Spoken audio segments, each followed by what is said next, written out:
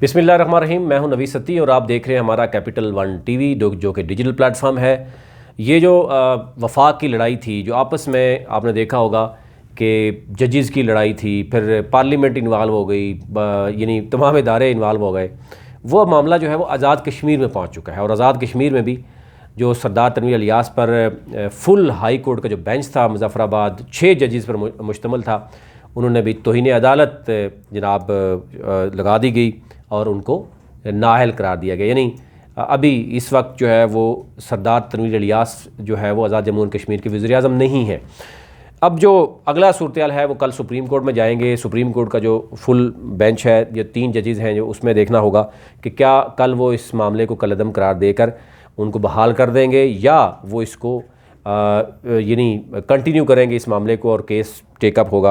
क्योंकि अब ये कहा जा रहा है कि जो अदालतों के फ़ैसले थे उस पर सरदार तनवीर इलियास ने जो है वो बाहर आकर तबसरे किए और जजेस को बुरा भला कहा और उन पर तौहीन अदालत लग गई। लेकिन अब मामला जो है वो तौहीन अदालत तो फिर हर एक पे लगना शुरू हो जाएगा। लेकिन ये हो क्या रहा है, मसला ये है कि ये कहाँ से हो रहा है, क्यों किया जा रहा है। क्या पहले किसी वज़ीर आज़म ने या पहले कई वज़रा हैं उन्होंने बड़े संगीन तरह के इल्ज़ामात लगाए।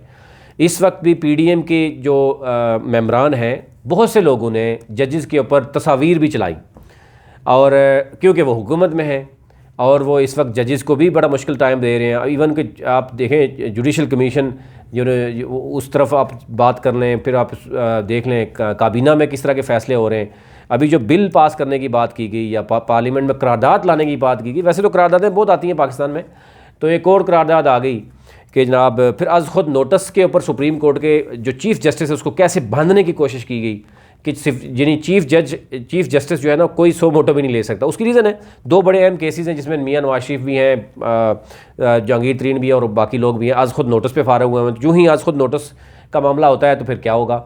और कल काजी फाइज़ ईसा साहब जब वहीं पार्लियामेंट में पहुँचे तो एक और चीज़ बहस नई छिड़ पड़ी और आज उसमें मज़ीद चीज़ें सामने आ गई कि जनाब हाई कोर्ट के जो यानी उन्होंने जो है नाअहल करार दे दिया गया। लेकिन कल ये फ़ैसला कहा जा रहा है, कल बहुत ही अहमियत का हामिल होगा। कल अगर सुप्रीम कोर्ट फ़ौरन जो हाई कोर्ट का मामला है उसको कलअदम करार देकर उनको वज़ीर आज़म के ऊपर रखती है, अदरवाइज़ कहा जा रहा है कि जो मोस्ट सीनियर वज़ीर होते हैं ख्वाजा फ़ारूक जो है वो वज़ीर आज़म बन सकते हैं और सुप्रीम कोर्ट इसमें बड़ा अहम रोल प्ले कर सकती है। और सुप्रीम कोर्ट के भी अगर इशारा मिल गया तो ज़ाहिर है जैसे हाई कोर्ट के 6 जजेस को मिल गया, अगर हाई कोर्ट के 6 जजेस जो है वो आज़ाद कश्मीर में इंसाफ दे रहे होते तो शायद आज़ाद कश्मीर की अदालतों की ये हालत ना होती। वो तो सबको पता है और वहाँ पर क्या कुछ होता है, जजेस लगते कैसे हैं। अफसोस की बात है हमारे यहाँ, यानी ना सिर्फ मैं आज़ाद कश्मीर की बात करूँ, गिलगित बल्तिस्तान की बात करूँ, बल्कि यहाँ पे चीफ़ यानी सुप्रीम कोर्ट तक जजेस कैसे आते हैं आपको पता ही है। जुडिशल सिस्टम है पाकिस्तान का वो आपको पता ही है कि किसी न किसी पॉलिटिकल पार्टी का आपने लॉयल्टी शो करनी होती है 15 साल, फिर आपको यानी जो हाई कोर्ट जिस हाई कोर्ट से आपने आना है उसका जो जज है, हाई कोर्ट का चीफ़ जस्टिस है, वो आपको जानता हो ज़ाती तौर पर कि आप कितनी वो है। तो बहुत सी चीज़ें ऐसी हैं, खामियां हैं इस आज़ादी सिस्टम में। उस पर अगर बात करें तो वो भी तौहीन अदालत बनती है और अगर तौहीन अदालत लगती है तो सो बिस्मिल्लाह आप 10 दफ़ा लगाए, लेकिन आवाम को राइट्स मिल नहीं रहे, आवाम को इंसाफ नहीं मिल रहा। अदालतें अगर उस वक्त आवाम को इंसाफ दे रही होती तो फिर तो आप तौहीन अदालत किसी भी लगाएं तो समझ आती है। अदालतें एक तरफ इंसाफ देने से महरूम हैं और दूसरी तरफ इस तरह के जो फ़ैसले आते हैं नज़रिया ज़रूरत के तहत काम शुरू हो जाते हैं, आपस में लड़ा दिए जाते हैं।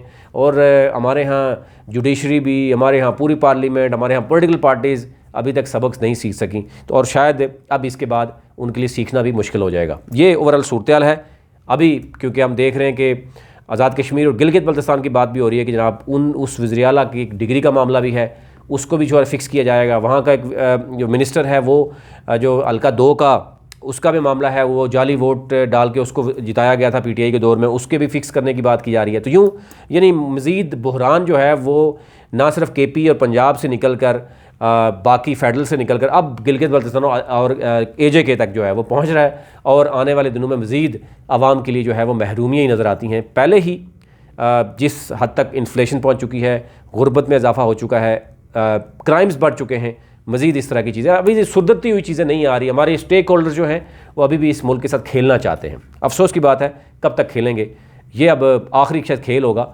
लेकिन अब शायद आवाम जो है वो बाखबर हो चुकी है, आवाम अवेयर हो चुकी है कि ये कौन खेल खेल रहा है, और ये पॉलिटिकल पार्टीज़ किस हद तक सिंसियर रही हैं और आइन के साथ कितनी सिंसियर है, ये भी सबको पता चल गया। अभी तक ले इतना ही।